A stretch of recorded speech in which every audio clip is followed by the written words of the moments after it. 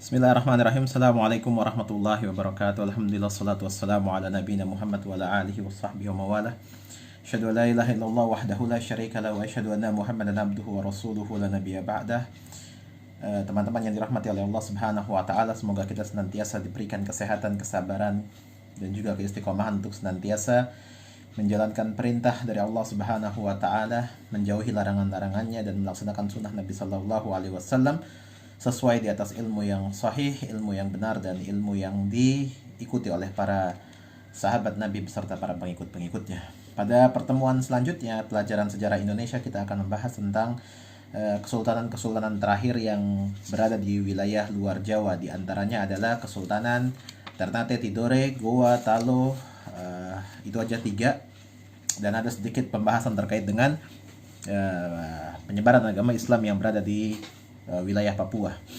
Nah, pada kesempatan hari ini mudah-mudahan teman-teman senantiasa diberikan semangat untuk terus belajar, walaupun sampai hari ini kita masih belum mengetahui kapan pelajaran normal akan kembali dimulai. Silahkan dibuka bukunya Mandiri halaman ke-96. Kita mulai, yakni Kerajaan Ternate. Kerajaan Ternate dan Kerajaan Tidore merupakan sebuah tempat yang berbeda namun memiliki wilayah yang sama. Kesultanan Ternate dan Kesultanan Tidore terletak di wilayah Kepulauan Maluku. Nama Maluku sendiri diambil karena memang di sana terdapat banyak beberapa kesultanan-kesultanan Islam kecil yang ada di sana. Sama halnya dengan wilayah Aceh atau wilayah Sumatera, ada banyak kesultanan-kesultanan kecil yang juga di sana lahir dan bermunculan. Kalau kita mengenal adanya Samudra Pasai, adanya Aceh, ada juga kesultanan yang lain seperti Kuala Bate, ada juga kesultanan yang lain seperti misalkan Pidi, Sigli, dan yang lain sebagainya. Sesuai dengan nama-nama wilayah Aceh yang kita ketahui hari ini menjadi sebuah kabupaten di sana masing-masing. Di wilayah Ternate sendiri, di wilayah Ternate dan Tidore, di wilayah Maluku, itu diberikan nama oleh orang Arab sendiri sebagai Jaziratul Muluk. Mengapa disebut sebagai Jaziratul Muluk? Karena di sana merupakan tempat para raja-raja, negerinya para raja-raja, negerinya para sultan. Karena memang di sana terdapat banyak kesultanan-kesultanan kecil yang diwakili oleh 2 kesultanan besar, yakni Ternate dan Tidore.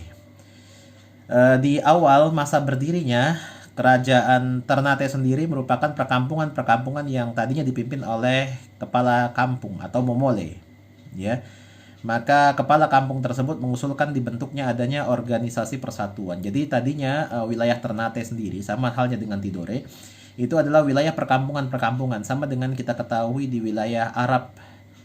Ketika Nabi Muhammad SAW dilahirkan di sana, kita mengenal ada beberapa kabilah-kabilah besar yang bermukim di wilayah Mekah dan sekitarnya. Ada Khazraj, ada Aus, ada yang lain sebagainya. Ada Quraisy juga. Nah, raja pertama akhirnya disepakati bernama Momole Ciko, ya, dari kampung Sampalu dengan gelar Bab Mansur Malamo. Untuk memperkuat kerajaan, Ternate membentuk persekutuan dengan 4 raja besar di Maluku yang disebut Moloku Kieraha, 4 gunung Maluku. Nah, Sultan Zainal Abidin merupakan raja pertama yang beragama Islam di wilayah Ternate, ya. Dan dikabarkan pula Sultan Zainal Abidin ini merupakan murid dari Sunan Giri yang menyebarkan Islam di wilayah Jawa.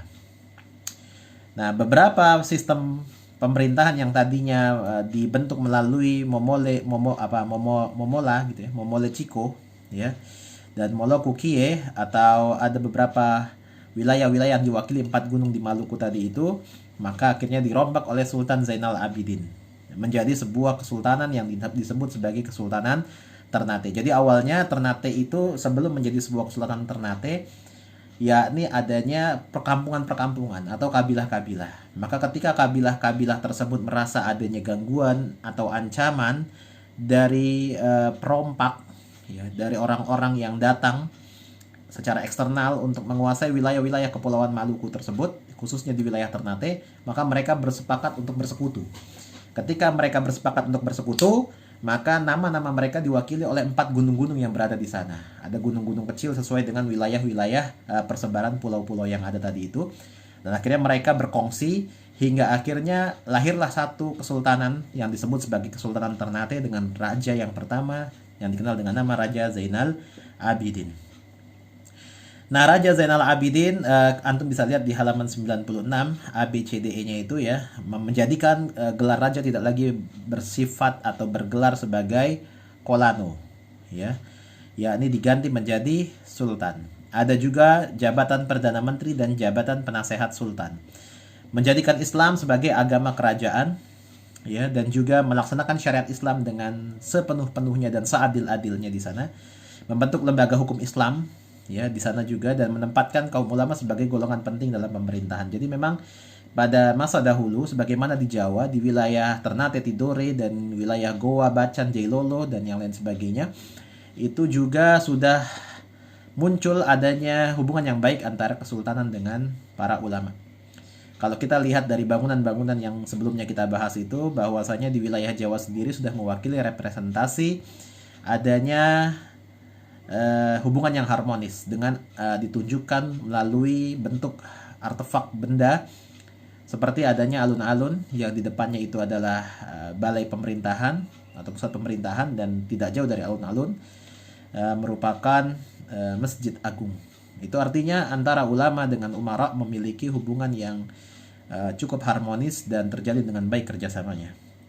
Hingga akhirnya digantikan oleh Sultan Ba'abullah yang memerintah dari tahun 1570 sampai dengan 1588 mungkin maksudnya, bukan 1538 atau 1598. Pemerintah Kerajaan Ternate hingga wilayahnya berkembang pesat sampai ke wilayah Mindanao, sampai ke wilayah Sulu, wilayah Bima, dan wilayah Sulawesi. Ya, ia merupakan sultan yang mengusir bangsa Portugis dari wilayah Ternate. Sebenarnya ada muskilah ketika itu, di mana bapaknya dari Sultan Ba'abullah itu pernah diculik oleh Portugis, dibawa ke Malaka, bahkan sempat dimurtadkan. Nanti kita bahas insya Allah pada kelas 11 tentang masuknya kolonialisme dan imperialisme ke Indonesia, di mana Portugis merupakan negara yang pertama kali menginjakkan kakinya ke wilayah Nusantara. Dan wilayah yang pertama kali dituju adalah Kesultanan Malaka.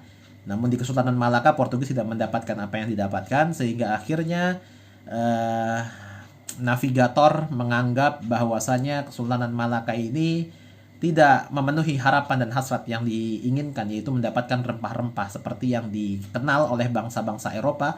Ketika jatuhnya Konstantinopel di tangan bangsa Turki Utsmani, mereka akhirnya mencoba untuk mencari rempah-rempah hingga ke wilayah Hindia Timur yang dikenal dengan Indonesia atau dikenal dengan Maluku saat ini. Untuk menjaga kepentingan dagangnya, Kerajaan Ternate membangun persekutuan yang disebut sebagai Uli Lima. Nah, Uli Lima ini adalah tadi itu yang tergabung dalam 4 kabupaten-kabupaten yang ada tadi itu. Di kemudian hari nanti Uli Lima punya gesekan dengan kesultanan sebelahnya, yakni Kesultanan Tidore, yang mereka juga membentuk persekutuan yang dikenal dengan nama Uli Siwa. Kalau Uli Lima hanya 5, kalau Uli Siwa ada 9. Kerajaan Ternate terkenal sebagai pusat perdagangan dan rempah-rempah. Ada lada, ada cengkeh, ada pala, macam-macam. Yang mereka mendapatkan itu semua karena memang hasil alam yang dimiliki oleh mereka. Dan mereka jual komoditas dagang mereka ke wilayah Eropa. Sehingga orang-orang Eropa berlomba-lomba untuk mencari dan mendapatkan pusat dan sumbernya. Disebabkan ditutupnya akses-akses mereka ketika jatuhnya tadi itu Konstantinopel ke tangan Turki Utsmani. Padahal tadinya Konstantinopel itu adalah tempat nongkrongnya orang-orang Eropa, tempat nongkrongnya orang-orang Barat, hingga akhirnya mereka berpindah ke wilayah Roma. Ya, setelah Konstantinopel jatuh, mereka pindah ke wilayah Roma. Dari Roma itulah mereka memulai segala macam aktivitas pengembaraannya. Itulah gereja Katolik kembali menjadi sebuah tempat yang mercusuar berangkatnya para ekspansi perdagangan ke banyak tempat di seluruh dunia. Terus tahun 1512 Francisco Serrao datang ke Ternate dan disambut baik oleh Sultan Bayanullah, diberi jabatan penasehat sultan, dan Ternate memiliki hubungan dagang dengan Portugis. Cuma kembali lagi Portugis ingin melakukan monopoli, ya. Sehingga akhirnya Sultan Ba'abullah berhasil mengusir peranan Portugis di wilayah Maluku. Namun yang berikutnya akhirnya sikap Portugis yang ingin memonopoli perdagangan tersebut mendapat perlawanan dari Sultan Khairun, Ya, Sultan Khairun pun terbunuh dan digantikan oleh anaknya Sultan Ba'abullah hingga akhirnya terusir setelah melakukan pertempuran selama 5 tahun antara Ternate dengan Portugis. Ya.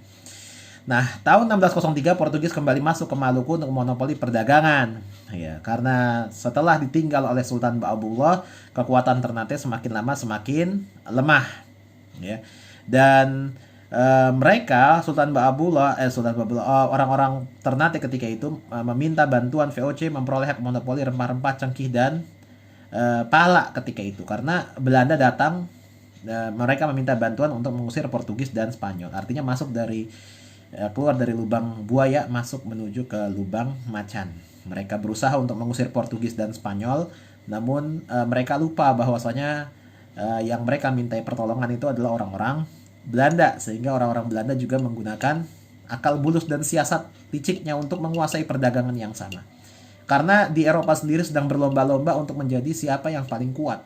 Nah, salah satu cara untuk menjadi orang yang paling kuat di Eropa itu adalah dengan memperoleh rempah-rempah sebanyak-banyaknya. Ketika rempah-rempah sudah dimiliki sebanyak-banyaknya, maka mereka bisa menjadi negara adidaya di wilayah Eropa.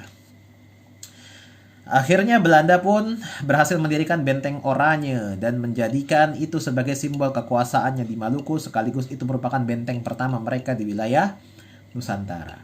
Salah satu peninggalan sejarah yang paling terkenal adalah Masjid Jami Ternate, ya, dan kompleks pemakaman Raja-Raja Ternate. Lalu ada pula benteng-benteng yang didirikan oleh orang-orang Portugis, Spanyol, dan juga Belanda. Kita masuk ke berikutnya pada Kesultanan Tidore. Kalau tadi wilayahnya berada di wilayah Gapi, Kepulauan Maluku, maka Tidore berada di wilayah Gamtina. Ya, lalu akhirnya dipindahkan ke wilayah Rum. Ya, yang diapit antara Pulau Mofugogo dan juga Pulau Maitara. Ternate dan Tidore memiliki gesekan yang cukup serius sehingga di kemudian hari nanti akan ada pembagian antara Portugis dan Spanyol, yaitu Portugis memiliki Ternate dan Spanyol memiliki Tidore. Karena Raja Tidore ketika itu membuka pintu kepada orang-orang Spanyol, mengingat Ternate sudah dibantu oleh Portugis, maka mereka juga membutuhkan kekuatan asing untuk membantu mereka. Nah, ternyata perselisihan itu bukan hanya sekedar Ternate dan Tidore, tapi permasalahan itu terjadi juga antara Spanyol dan Portugis, sehingga akhirnya permasalahan yang demikian masuk sampai ke wilayah Roma. Roma merupakan tadi ya pusat tempat nongkrong-nongkrongnya orang-orang Eropa, khususnya mereka yang latar belakangnya adalah Katolik. Lalu akhirnya menjadikan Roma sebagai tempat mercusuarnya tadi, dan sampailah itu berita pertikaian atau perselisihan antara Portugis dengan Spanyol. Sehingga antara Portugis dan Spanyol ditengahi oleh Paus Vatikan ketika itu sebagai pusat agama Katolik, di mana dua-duanya adalah Katolik antara Portugis dan Spanyol. Maka akhirnya Paus memberikan resolusi dengan melalui perjanjian yang dikenal sebagai Perjanjian Tordesillas, bahwasanya orang-orang Spanyol tidak boleh mencampuri apa-apa yang terdapat di wilayah-wilayah yang dimiliki oleh Portugis. Cuma ternyata konflik itu terus melebar dan adanya resolusi perdamaian tidak menjadi kesepakatan bersama, sehingga akhirnya tercapai melalui Perjanjian Tordesillas. Ya, di Perjanjian Tordesillas tadi itu akhirnya Ternate dan Tidore menjadi milik Portugis, yang kemudian hari harus tumbang dan jatuh di tangan Belanda, dan Spanyol mendapatkan jatah di wilayah Mindanao dan di wilayah Filipina. Yang tadinya wilayah Filipina merupakan bagian dari wilayah Ternate juga. Maka tadinya orang-orang Filipina itu adalah Muslim, sehingga akhirnya diduduki oleh Spanyol, diberikan nama Filipina disebabkan itu merupakan nama raja mereka, yaitu Raja Felipe yang kedua. Kita balik lagi ke Tidore ini. Berdiri sejak tahun 1322, tapi pengaruh Islam itu sudah mulai ada di masa pemerintahan Siriliati. Siriliati itu yang kemudian hari berubah nama menjadi Sultan Jamaluddin, ya. Dan yang berikutnya dilanjutkan oleh kepemimpinan Sultan Mansur, yang mulai menjalin kerjasama dengan bangsa Spanyol untuk mengimbangi kekuatan Ternate yang dibantu oleh Portugis. Maka tadi Ternate membentuk Uli V, maka Tidore membentuk Uli Siwa, ya, sampai ke wilayah Papua sebagai wilayah ekspansinya. Di antaranya Halmahera, Raja Ampat, Jailolo, dan yang lain sebagainya. Nah, kerajaan Tidore itu berhasil mencapai puncak kekuasaannya ketika dipimpin oleh Sultan Nuku, ya. wilayahnya sampai dengan wilayah Papua. Dan Sultan Nuku ini juga merupakan sosok yang anti-imperialisme. Artinya mereka tidak ingin bekerja sama lagi dengan orang-orang Portugis dan Belanda. Sehingga akhirnya orang-orang Portugis dan Belanda di masa Sultan Nuku berhasil diusir dari wilayah Maluku Utara. Nah, kerajaan Tidore tidak serupa dengan Ternate, di mana kesultanannya digantikan oleh keturunannya. Tapi kalau ke Tidore itu tidak. Mereka tidak menganut sistem dinasti, melainkan adanya usulan dari perwakilan marga-marga besar yang jumlahnya ada 4 di wilayah Maluku Utara tadi. Sultan dibantu oleh Perdana Menteri sama melakukan hukum-hukum Islam dalam perjalanan pemerintahannya. Mereka orang-orang Tidore adalah orang-orang yang taat terhadap Islam, ya. Bahkan mereka memiliki semboyan sebagaimana orang-orang Sumatera Barat dengan adat Basandi Sarak, Sarak Basandi Kitabullah, tapi mereka menyebutnya sebagai adat Gemauri Syarak, Syarak Mauri Kitabullah. Kaum ulama juga menempati posisi terhormat, dan hasil rempah-rempah yang paling terkenal oleh orang-orang Tidore yaitu cengkeh, pala, lada, dan juga kelapa. Masyarakat Tidore memiliki bahasa daerah yang disebut sebagai bahasa Tidore. Bangunannya diantaranya adalah Kedaton Kie yang merupakan istana Sultan Tidore dan benteng Portugis serta benteng-benteng yang dibangun oleh kekuatan-kekuatan Barat ketika mereka datang ke wilayah Tidore. Kita lanjut kepada kesultanan yang terakhir adalah Kesultanan Goa dan Talo. Goa dan Talo tadinya merupakan kesultanan yang terpisah. Goa dan Talo, sehingga akhirnya mereka bersekutu dan membentuk Goa dan Talo. Ya sama aja ya tadinya, tapi jadi dua kesultanan yang terpisah bersatu. Tadinya Kesultanan Goa sendiri, Kesultanan Talo sendiri. Lalu akhirnya mereka bersatu dan tidak mengubah nama masing-masing ketika mereka melakukan fusion, ya. Tetap dengan nama Goa Talo, jadi Goa Talo, ya. Nah, pusat pemerintahannya berada di wilayah Makassar. Nah, maka masyarakat lebih mengenalnya dengan nama Kesultanan Makassar yang nanti kemudian akan melahirkan ayam jantan dari timur, yakni Sultan Hasanuddin. Kehidupan politiknya, ya mereka memiliki sultan, ya. Di antara sultan yang paling terkenal adalah namanya Daeng Mandra Bia yang bergelar Sultan Abdullah Awalul Islam, ya. Ialah raja Goa Talo yang pertama kali memeluk agama Islam, namanya Daeng Mandra Bia, terkenal, masyhur namanya. Dan mencapai masa pemerintahan di masa kepemimpinan Sultan Hasanuddin yang berhasil menentang monopoli VOC, sehingga terjadilah Perang Makassar yang berlangsung selama 3 tahun dari 1666 sampai dengan 1669. Nah, VOC menggunakan politik yang dikenal dengan divide et impera atau politik adu domba, yakni mereka memanfaatkan kerajaan-kerajaan yang ditaklukkan oleh Goa Talo sebelumnya seperti Bone, lalu yang berikutnya Buton, ya. Lalu mereka mencoba untuk merangsek wilayah kekuasaan Goa dan Talo, sehingga akhirnya satu persatu wilayah kerajaan Goa Talo dikuasai. Bahkan benteng Somba Opu sebagai bentuk benteng supremasi kejayaan Kesultanan Makassar pun berhasil diduduki oleh VOC, sehingga akhirnya Sultan Hasanuddin terpaksa menyerah dan menandatangani perjanjian yang dikenal dengan nama Perjanjian Bungaya. Di antara perjanjiannya adalah wilayah Goa Talo hanya berada di wilayah Goa saja, ya. Dan sedangkan Bone dikembalikan kepada pimpinannya Arupalaka. Nah, Arupalaka ini adalah salah seorang yang mendorong adanya perpisahan wilayah-wilayah yang menjadi bagian dari Goa Talo. Arupalaka ini adalah duri dalam daging, dan Arupalaka inilah yang bekerja sama dengan VOC. Kapal Makassar dilarang berlayar tanpa izin VOC. Makassar tertutup untuk semua bangsa kecuali VOC dengan semua hak monopolinya. Inilah kapitalisme global, di mana mereka menguasai seluruh faktor-faktor umum perekonomian yang dimiliki oleh mereka. VOC diperbolehkan mendirikan benteng di Makassar yang dikenal dengan nama Benteng Rotterdam. Dan Makassar mengganti kerugian perang sebesar 250.000 ringgit. Sultan Hasanuddin diganti oleh anaknya namanya Mapa Somba. Mapa Somba juga melawan melawan kezoliman yang dilakukan oleh VOC. Namun akhirnya karena senjata yang dimiliki oleh VOC lebih canggih dan taktik atau strategi yang dimiliki oleh VOC itu sudah teruji di beberapa tempat sebelum di Makassar, maka akhirnya Mapa Somba berhasil menyerah dan memberikan VOC kekuasaan penuh atas Kesultanan Makassar. Terus selanjutnya adalah kehidupan sosial dan ekonominya. Mereka mengenal adanya golongan bangsawan, ada golongan rakyat, dan ada golongan hamba sahaya. Sama halnya dengan Ternate dan Tidore, sama halnya dengan Tidore, Kesultanan Makassar juga menjalin hubungan diplomatik dengan kesultanan-kesultanan Islam yang lain seperti Banten dan Mataram Islam. Dan mereka memiliki rempah-rempah juga sama, lada, cengkeh, pala.